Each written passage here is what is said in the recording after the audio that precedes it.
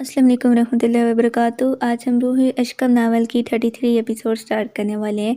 इन्हीं सोचों में गर्क फरिश्ता वहीं लॉन में बनी किनारे के करीब छोटे से बेंच नुमा जगह पर बैठ के दिसंबर के अव्वल दिन थे। सर्दी अपने ज़ोर शोर पे थी और वो लड़की हर चीज़ से बेनियाज कॉटन की सादा सी कमीज शलवार में छोटे से दुपट्टे को कंधे पे रखे बगैर जूतों के वो गीली घास पे बैठी थी। वो वैसे ही स्टिल बैठी रहती मगर अपने पैरों में किसी का साया लहराते देखकर वो चौंक कर मुड़ी। वहाँ असफन शाह के चेहरा छुपाए खड़े देखकर इसकी नज़रों में बेजारियत उभर आई। वो दोबारा से रुख मोड़ गई। यहाँ इतनी ठंड में क्या कर रही हो? वो इसके आगे आ खड़ा हुआ जब नज़र सफ़ेद सस्त सुर्ख होते पाँव पर पड़ी। तुम्हारे जूते कहाँ हैं वरीशा? पागल हो क्यों? क्या इतनी ठंड में नंगे पाँव बैठी हो? वो अपना सर थामे परेशानी से बोला। वरीशा ने चेहरे का रुख दूसरी तरफ मोड़ दिया। इसकी हरकत पर असफन मीज़ की तरफ दाएं तरफ नज़रों के सामने आ खड़ा हुआ। मैं तुमसे बात वो अभी बोल रहा था जब इसने चेहरे का रुख बाएं तरफ मोड़ दिया। असफन शाह भी इसी तरह आ खड़ा हुआ। क्यों जिद कर रही हो? असफन ने तंग आकर पूछा। अब की बार वरीशा यूं स्पेट चेहरे को नीचे की तरफ झुका गई। इसके झुके सर को ताज्जुब से देखते असफन मुस्कुराता घुटनों के बल झुकता इसके सामने बैठ गया। वरीशा को इसकी उम्मीद नहीं थी। वो शॉकेड हो गई। तुम्हारी नज़रों के सामने रहने के लिए अगर मुझे झुकना पड़े तो असफन शाह वो भी कर जाएगा, और अगर तुम्हारा नजर करम यूं ही मुझ पर फ़कीर पर पड़ता है तो ये भी मंजूर। इसे नज़रों के सारे में बयान दे। वो इंतहाई मोहब्बत से बोला था। इसकी मोहब्बत से लबरेज नज़रों से खाइफ होती वो रुख मोड़ती। इससे पहले असफन इसके जबड़े पर अपनी पकड़ सख्त करते इसके करीब आ गया। क्यों तंग कर रही हो? वो खामोश रही। और ऐसी बैर क्यों आ गए? जूते भी नहीं पहने। इसकी ठंड यक पड़ते पाँव अपनी गोद में रखते वो बरम हुआ। वो तब भी पैर चढ़ा लिए खामोश बैठी रही। मैंने शाल निकाल के रखी थी तुम्हारी, वो क्यों नहीं ओढ़ी? अगर ठंड लग गई तो? चेहरे पे आती लेट को कान के पीछे अड़सते वो फिर से शिकवा करना हुआ। वो नस खामोश बैठी थी। मैं ब्रेकफास्ट बना के गया था तुम्हारे लिए, खाया तुमने? वो मुकम्मल चेहरा फेरे लाता अलग बनी रही मगर इसकी लो देती नजरें मीठा लेता अपने पैरों पर सरहाती इसके गर्म हाथ। वरीशा बामुश्किल खुद पर अपनी मुंतशिर होती धड़कनों पर जब्त किए चुप बैठी थी। इसकी इतनी मेहनत के बाद भी उसे देखना गवारा नहीं कर रही थी। वो उदासी से मुस्कुरा दिया। ओके चलो कमरे में आओ, मैं तुम्हारे लिए शॉपिंग करके आया हूँ, वो भी दिखाता हूँ। एक छोटा सा सरप्राइज भी है। इसके कहती साथ ही असफन शाह ने इसके पैरों में अपने शूज़ पहना दिए और इसके चेहरे पर गिरफ्तार भी ढीली कर दी। जूते पहनाने की देर थी। वरीशा वहाँ से उठती कमरे में चली गई। वो भी चुपचाप इसके पीछे कमरे में आ गया जहाँ वो बेड पे पाँव नीचे लटकाए बैठी थी जैसे इसका इंतजार कर रही हो। शॉपिंग बैग इसके सामने रखते असफर ने इसके पैरों से जूते उतारते बेड पे बिठाया, इस पे कंफर्टेबल ओढ़ दिया। कहाँ वो अपने इशारों पे दुनिया को चलाने वाला मर्द जिसके इर्द-गिर्द हर सेकंड लड़कियां रंग बिरंगी तितलियों की मांदा मंडलाती रहती थी, जिनको वो नजर भर के देखना भी तौहीन समझता था। वो असफर शाह इस लड़की के कदमों में बैठा इसके जूते उतार रहा था। वो लड़की जो उसे देखना भी जरूरी नहीं समझती थी। तुम ये शॉपिंग देखो, मैं आता हूँ सिर्फ 2 मिनट में, कहता वो कमरे से बाहर निकल गया। वरीशा यकटक सामने रखे बैग्स को गोने लगी। ट्रे में केक सजाए, एक हाथ में गुलदस्ता पकड़े वो 10 मिनट बाद खुशी से कमरे में आया जहाँ वो वैसी बुत बनी बैठी थी जैसे वो उसे छोड़ के गया था। ओके तुम ये शॉपिंग अभी नहीं देखना चाहती तो कोई बात नहीं, इसने बैक साइड पे रख कर दी है। तुम ये केक कट करो, आज तुम्हारी बर्थडे है ना, और ये तुम्हारे लिए। सुर्ख गुलाब के फूलों का फरेश गुलदस्ता इसकी गोद में रखे असफर ने केक वाली ट्रे इसके करीब खसाई थी। दिल पे पत्थर रखे इसने एक ही जज्ब में छुरी उठाए केक कट किया और गुलदस्ता साइड पे रख दिया। इसकी खुशी मांदा पड़ गई। वो कुछ मिनट इसे खामोश नजरों से देखता रहा और फिर बोला, मैंने तुम्हें मोड़ने से मना किया था, ज़ुबान पर फक्का लगाने को नहीं कहा था माय क्वीन। इसकी थोड़ी को पकड़े चेहरे को अपने सामने किए वो अब भी नरमी का मुजाहरा कर रहा था। वरीशा ने नजरें झुका दी। वो मुस्कुरा दिया। सही है, मतलब अब तुम इस खामोशी से तड़पाओगी। पहले कड़वा बोल कर दुख देती थी और अब चुप रहकर अजियत दे रही हो। डैट्स ओके माय क्वीन, जैसे तुम्हें खुशी मिले। जख्मी से मुस्कुराती इसके लहजे में बेपनाह अजियत दे रही। असफन शाह ने इसकी थोड़ी छोड़ दी मगर वो देख रही थी। वरीशा इसके देखने पर मजबूर हुई थी। वो खोती नजरों से इसकी आंखों में अपना मकाम ढूंढ रही थी। वो उसकी नजरें पड़ने में इस कदर गुम हुई कि असफन शाह की नजरों में थिरकती मोहब्बत देखकर भी नजरें झुका ना पाई। वो मैं तुम्हें तक बेपनाह सब्र और मुसीबतों को झील कर पहुंचा हूँ। इसके लहजे में नमी खुल गई। तुमसे मोहब्बत मेरी कमजोरी और तुम्हारी दूरी मेरी जान का वबाल। तो मेरे लिए ज़रूरी हो, तुम्हारा मुझे देखना सुनना, मुझसे बात करना ज़रूरी है। मुंतशिर होती सांसों को संभाले वो हक्का तक्कसी से देख रही थी और तुम्हारी खामोशी मेरे लिए गज़ाब की मांदा है। पूरी आंखें खोल कर इसे देखते हुए उसके एक एक लफ्ज़ को बगौर सुन और इसमें झलकती मोहब्बत समेत तकलीफ को भी महसूस कर पा रही थी। मगर मैं अभी भी साबित कदम रहूंगा और तब तक रहूंगा जब तक तुम स्टेबल नहीं हो जाती। इस फनशाह ने मुस्कुराते इसके माथे पर अपनी मोहब्बत की मोहर जब्त की। जोर से आंखें महते वरीशा ने सांस रोक ली। वो खुद को जितना नॉर्मल शो करवाती इस फनशाह की नजरें इसका लहजा इसी का ही ज्यादा नर्वस कर रहा था। वो नर्म गर्म सा लम्स महस पाती वो जी जान से लड़जा उठी। पीछे हटते वो इसे मोहब्बत पास नजरों से देखने लगा जब वरीशा ने गर्दन को मजीद झुका दिया। अपना ख्याल रखना, اور سب ایسی کوئی حرکت نہیں ہونی چاہیے، اس کی پیروں پہ کمفرٹیبل درست کرتے اسفر نے وارننگ دی اور پھر اٹھتے کمرے سے باہر نکل گیا۔ گود میں رکھے ہاتھوں پہ قطرہ قطرہ کر کے آنسو گرنے لگے۔ وہ اس وقت جس کیفیت کے زیر اثر تھی اسے خود سمجھ نہیں آ رہا تھا، کسی تکلیف اطفر شاہ کے لیے ہو رہی ہے، وہ خود پر ترس کھاتے رو رہی ہے۔ ہاں میں نکل چکا ہوں، بس 10 منٹ میں پہنچ جاؤں گا، تم وہیں رکو۔ موبائل کان سے ہٹاتے وہ گیٹ پار کرتا وہاں موجود گارڈز کو دیکھ کر رک گیا۔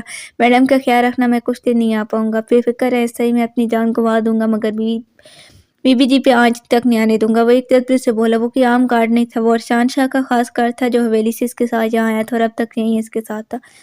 بہت شکریہ انور، یہ رکھو، اور کسی بھی چیز کی ضرورت ہو تو مجھے کال کر لینا، اور میری خیر موجودگی میں کسی کو یہاں آنے کی اجازت نہیں ہے، میں نہ میڈم کو بیٹھ جانے کی، خاص یہ بات یاد رکھنا۔ اس کے ہاتھ میں 5,000 کے چند نوٹ رکھتے وہ ہدایت دیتا اپنی گاڑی میں بیٹھ گیا۔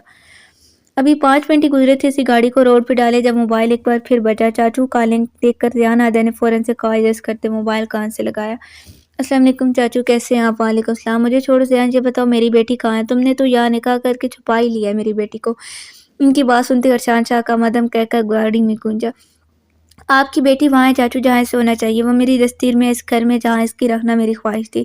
اس کو سوچتی زین ادر کے ہونٹوں پہ گہرا تبسم پھیل گیا۔ وہ سب تو ٹھیک ہے بیٹا، مگر مجھ سے ملانے کب لا رہے ہو میری پرنسس کو؟ چاچو ابھی 2-3 دن بہت مشکل ہے، کیونکہ ابھی میں اشال اور حسنہ کو لے کر حویلی جا رہا ہوں۔ سب خیریت ہے نا زیان؟ جی جی سب خیریت ہے چاچو، وہ بس اشال ملنا چاہتی تھی سب سے، اس لیے باقی آپ کی پرنسس اور میری کوئین وہاں بالکل ٹھیک اور محفوظ ہے، آپ فکر نہیں کریں۔ میں وہاں ہوں گا مگر سارا دھیان جہاں ہوگا، بالکل بے فکر ہو جائے۔ وہ ان کی ہر طرح سے تسلی کرنا چاہتا تھا۔ مشکل ہے بیٹا مگر چلو میں 2 دن اور انتظار کر لوں گا۔ ان کے لہجے میں اداسی در آئی۔ آپ مس کر رہے ہیں اسے؟ یہ بھی کوئی پوچھنے کی بات ہے زیان، میں اپنی پرنسس کو حد سے زیادہ مس کر رہا ہوں۔ ان کے لہجے میں اس کے لیے محبت ہی تھی۔ مس تو میں بھی کر رہا ہوں مگر ہائے رے قسمت، وہ ظالم دیکھتی بھی نہیں۔ سر داغ بھرتے وہ بڑبڑایا تھا۔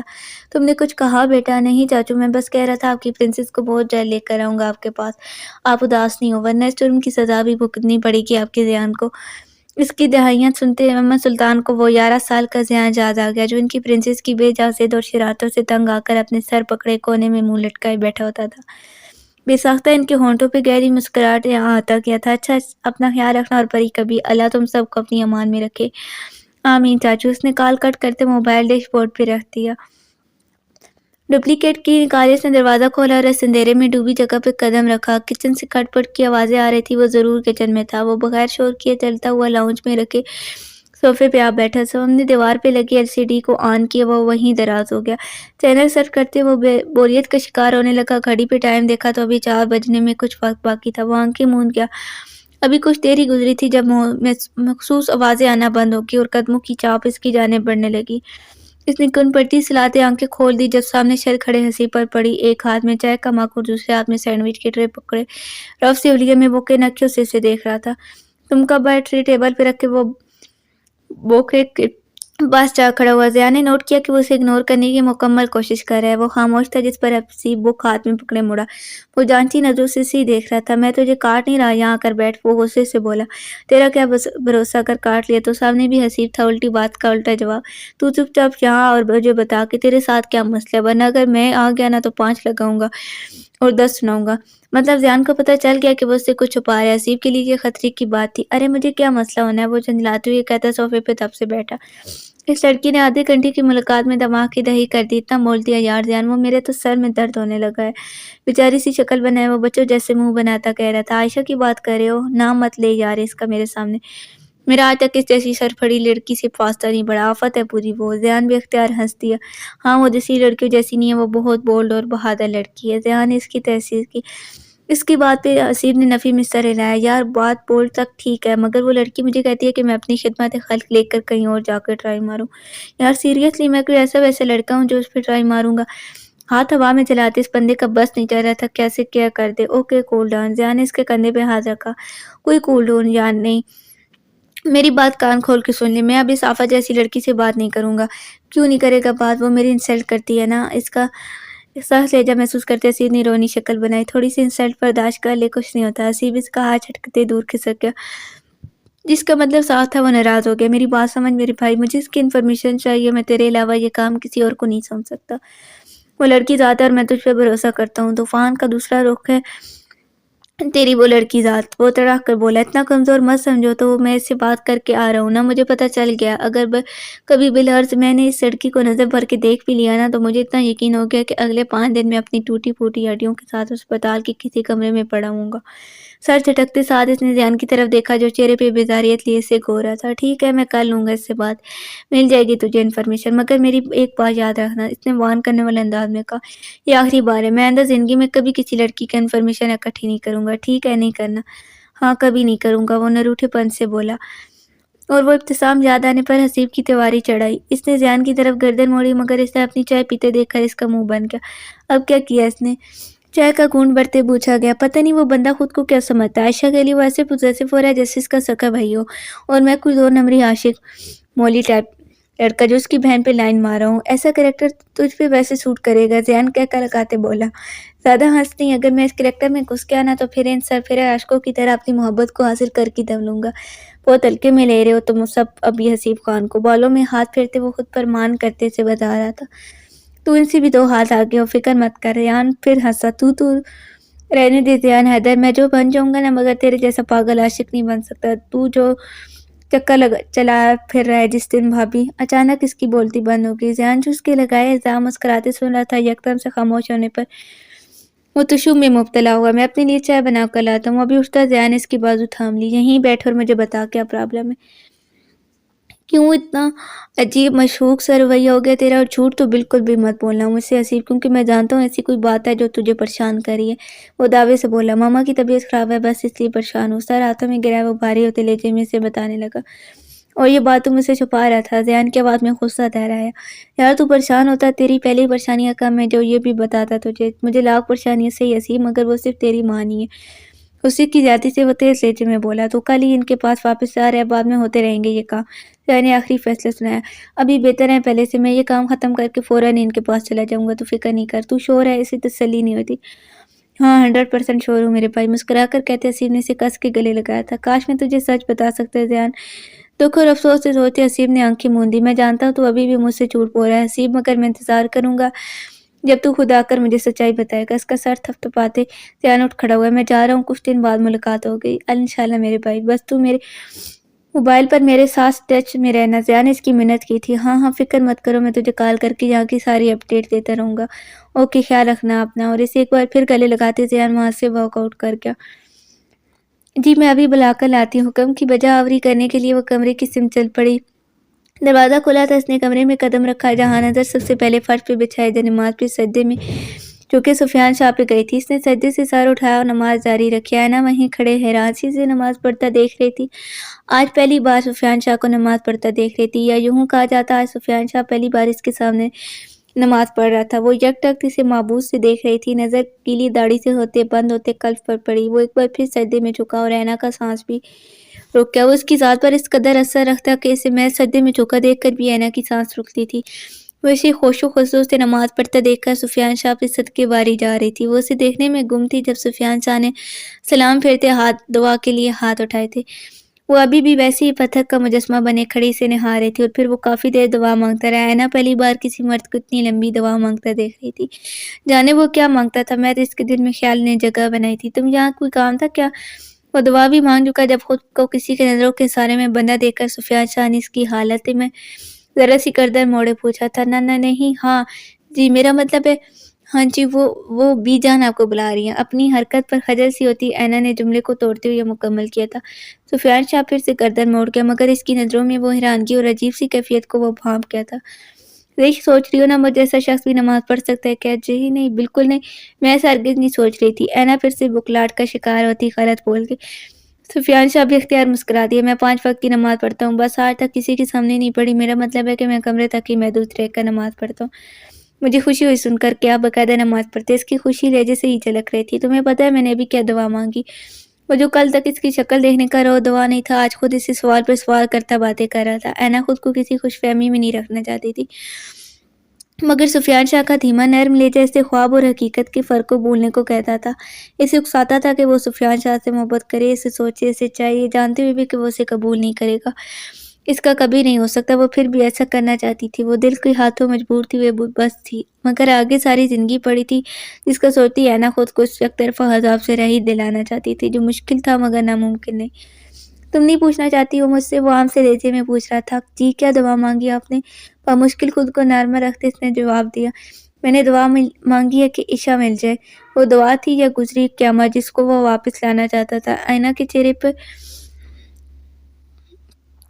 خوف کے سائے رقص کرنے لگے۔ سفیان اس کی حالت دیکھتا جا نماز طے کر کے اٹھتا اس کے قریب آ کھڑا ہوا۔ میں جانتا ہوں اس نے غلط قدم اٹھایا مگر یہ بھی ہماری ہی غلطی تھی۔ اگر ہم اس کی بات مان لیتے تو آج وہ بھی ہمارے ساتھ ہوتی۔ اس کی آنکھیں اپنی بہن کی جدائی پہ نم ہوئی تھی۔ میں آج بھی اسے ڈھونڈ رہا ہوں۔ جس دن وہ مجھے مل جائے گی نا، اس دن میں اسے واپس حویلی لے آؤں گا، اسے معاف کر دوں گا میں۔ پھیکی پلکیں اٹھائے وہ خاموش نظروں سے اسے دیکھ رہی تھی۔ میری دعا ہے عشا جلدی مل جائے اور اس کے ہونٹ جیسے سل ہو گئے۔ اور کیا؟ سفیان نے اس کی طرف دیکھا۔ اور میری دعا ہے کہ انوشی بھی آپ کو جلدی مل جائے۔ تکلیف کے ساتھ چہرے پہ نمایاں تھے مگر وہ پھر بھی مسکرا رہی تھی۔ سفیان شاہ نے بے ساختہ نظریں پھیر دی جیسے وہ خود کو اس کا مجرم مانتا ہو۔ آپ کو بی جان بلا رہی ہیں، ان کا حکم دیتی وہ کمرے سے نکلتی چلی گئی۔ جب سفیان شاہ بھی چہرے پہ ہاتھ پھیرتا گہرا سانس اندر کھینچتے بی جان کے کمرے کی طرف چلا گیا۔ وہ کچھ دیر پہلے ہی مغرب کی نماز پڑھ کے فارغ ہوئی تھی۔ چہرے پر پریشانی کے سار تھے۔ وہ جلدی ان کے پیروں کے قریب آ بیٹھی۔ جب دادا جی انہیں اپنے پاس بیٹھے دیکھ کر اٹھ کر بیٹھ کے، کیا ہوا بیگم؟ کافی پریشان نظر آ رہی ہیں۔ ان کے جڑیاں زد ہاتھوں کو تھامے وہ محبت سے پوچھ رہے تھے۔ بی جان اتنی پریشانی میں مسکرا دی۔ پریشان تو آپ ہی ہیں، دوپہر سے دیکھ رہی ہوں آپ کمرے میں بند ہے، کھانا بھی نہیں کھایا۔ الٹا سوال ان پہ ڈالتی بی جان انہیں گھبرانے پر مجبور کر کے۔ ایسی تو کوئی بات نہیں بیگم، آپ زیادہ سوچ رہی ہیں، آپ کو بھی سفیان کی فکر ہو رہی ہے نا؟ ان کے ہاتھوں پہ گرفتار سخت کرتی وہ یقین سے پوچھ رہی تھی۔ مجھے میرے بچے کی خوشی بہت عزیز ہے بیگم، مگر ہم اتنے بے بس ہیں کہ اس کے لیے کچھ نہیں کر سکتے۔ وہ عبید ہو گئے، میں نے اسے کئی بار روتے دیکھا ہے، راتوں کو اکیلے حویلی میں بھٹکتے دیکھا، تنہا سوچوں سے لڑتے دیکھا بیگم، اور تنہائی انسان کو اندر اندر سے کھا جاتی ہے۔ مجھے ڈر ہے ہمارا بچہ ہم سے دور ہو جائے گا۔ یہ میں جانتا ہوں بیگم کہ میں اپنی بیٹی کی جدائی کیسے برداشت کر گیا۔ لوگ کہتے ہیں لال حویلی والے پتھر دل ہیں، شفاق ہیں، ظالم ہیں۔ آنسو لڑیوں کی صورت میں ان کی آنکھوں سے بہنے لگے۔ لوگ کیسے بول لیتے یہ بات بیگم؟ کیا لال حویلی والوں میں انسان نہیں رہتے؟ ان کے پاس دل نہیں ہے کیا؟ ہم اپنی ریت راجوں سے پیچھے نہیں ہٹتے، ہم اپنی عزت جان سے زیادہ پیاری ہیں، ہم غربت مند ہیں تو کیا اس میں ہم شفاق اور ظالم حاکم بن گئے؟ وہ ان سے پوچھ رہے تھے جو خود برسوں سے ان سوالوں کی جواب تلاش کر رہی تھی۔ میں کیا کہوں صحیح، میں تو خود اتنی بے بس ہوں کہ اپنے بچوں کی خوشیوں کی دعا مانگنے سے پہلے اس کی بددعائیں کانوں میں گونجنے لگتی ہیں۔ میں اپنے پوتوں پوتیوں اور نواسوں کے لیے دعائیں مانگتی ہوں تو میری روح مجھے جھنجھوڑتی ہے۔ مجھے ایسا لگتا ہے جیسے میں نے میری بچی کے ساتھ ناانصافی کی۔ ہم ظالم حاکم ہی تو ہیں صحیح، لوگ صحیح کہتے ہیں، لال حویلی میں شفاق اور ظالم لوگ بستے ہیں، ہم حاکم بن گئے تھے صحیح۔ ان کے ہاتھوں پر گرفتار ڈھیلی کرتی وہ بھی رونے لگ گئی۔ ہمارا اپنا بیٹا حاکم بن گیا، ہم خدا بن گئے تھے صحیح، ہمیں نے حال دیکھنا شروع کر دیا تھا، ہم نے اس ذات پر یقین رکھ کر چلنے کے بجائے خود سے فیصلے کرنے کے شروع کر دیے تھے۔ ہم نے اپنے بچوں کی زندگیاں خود اپنے ہاتھوں سے آگ میں جھونک دی۔ بیٹی چھوڑ کر چلی گئی، بیٹا سارا دن بے سکون زندہ لاش کی طرح بھٹکتا رہتا ہے۔ اس وقت اگر ہم ایک فیصلہ اپنے اللہ پر یقین رکھ کر کر لیتے نا صحیح، تو آج ہمارا شرازہ بکھر نہ ہوتا، مگر ہم لال حویلی والی اپنی جھوٹی انا کی تقسیم کی لالچ میں مالک بن گئے تھے۔ وہ ہچکیاں لیتی رونے لگی۔ وہ دونوں وجود جن کے چہروں پر اس عمر میں سکون اور خوشیوں نے ہونا تھا، آج ان جھڑیوں زد چہروں پہ کرب، اذیت اور ماضی میں لیے ایک غلط فیصلے کے پچھتاوے رقص کر رہے تھے۔ وہ دونوں وجود اس بند کمرے میں سکیاں بھر رہے تھے جب بہر کھڑا شخص اپنے آنسوں پہ قابو نہ پاتے وہاں سے نکلتا چلا گیا۔ میں بہت صبر سے سب برداشت کر گیا ہوں بیگم، مگر اب میں اپنے پوتے پوتیوں کو، اپنے نواسوں کو نہیں کھو سکتا۔ میں اپنی بیٹی کی جدائی برداشت کر گیا مگر اب اور نہیں کر پاؤں گا۔ مجھ سے سفیان کی یہ حالت نہیں دیکھی جاتی۔